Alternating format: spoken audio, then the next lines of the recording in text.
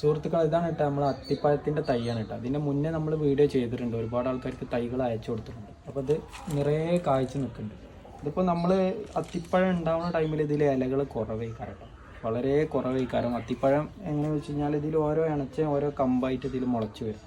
അപ്പോൾ അതിലൊരു തൂമ്പുണ്ടാവും, ആ തൂമ്പ് ഇങ്ങനെ വലുതായിട്ട് അതിലാണ് നമ്മൾ നിറയെ അത്തി ഉണ്ടാവും കേട്ടോ. ഇത് നമ്മൾ പണ്ടൊക്കെ നമ്മൾ ഷോപ്പിൽ പോയി കഴിഞ്ഞാൽ നമുക്ക് അത്തിപ്പഴത്തിൻ്റെ തൈ തന്നെയാണ്. പക്ഷേ ആ തൈ എന്താ വെച്ച് കഴിഞ്ഞാൽ വലിയ മരമായിട്ടാണ് പോകും, അത് നമുക്ക് കഴിക്കാൻ വല്ലതൊന്നും ഉണ്ടാവില്ല.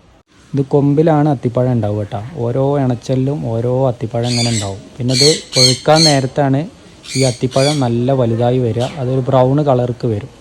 അപ്പോൾ ആ ടൈം ആകുമ്പോഴാണ് നമ്മൾ അത്തി പൊട്ടിക്കേണ്ടത്. അപ്പോൾ നല്ല വലുപ്പം ഉണ്ടാവും, ഏകദേശം നല്ല വലുപ്പമായിട്ട് വരും അത്തി. അപ്പോൾ ഇതിന് മുന്നേ അത് അത്തിപ്പഴമൊക്കെ പൊഴുത്തിട്ടുള്ളതൊക്കെ കാണിച്ചതാണ് നമ്മൾ. അപ്പോൾ ഇതിൻ്റെ തൈകൾ ആവശ്യമുള്ളവർ നമ്മളെ MK ഗാർഡൻ നഴ്സറിയുടെ നമ്പറിലൊന്ന് വിളിച്ചാൽ മതി. വിളിച്ചു കഴിഞ്ഞാൽ മിനിമം നിങ്ങൾ അവിടെ വന്ന് വാങ്ങിക്കാൻ നോക്കുക. നമ്മളെ ഷോപ്പ് വരുന്നത് കാവുമ്പുറത്താണ് നമ്മൾ ഷോപ്പ് വരുന്നത് കേട്ടോ. അപ്പോൾ അവിടെ വന്നിട്ട് വാങ്ങിച്ചാൽ നിങ്ങൾക്ക് ഇതിൻ്റെ തൈകൾ കിട്ടും.